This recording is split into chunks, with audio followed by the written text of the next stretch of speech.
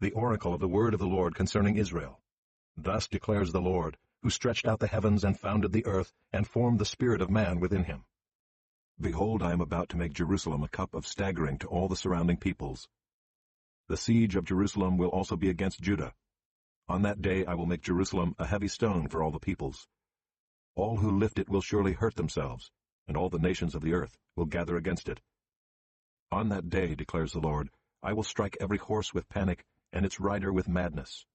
But for the sake of the house of Judah I will keep my eyes open, when I strike every horse of the peoples with blindness.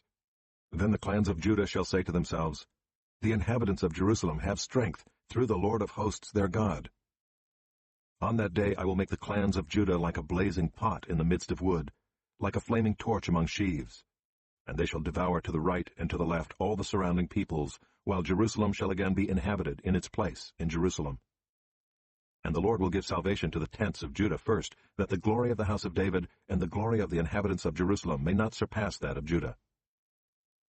On that day the Lord will protect the inhabitants of Jerusalem, so that the feeblest among them on that day shall be like David, and the house of David shall be like God, like the angel of the Lord, going before them. And on that day I will seek to destroy all the nations that come against Jerusalem.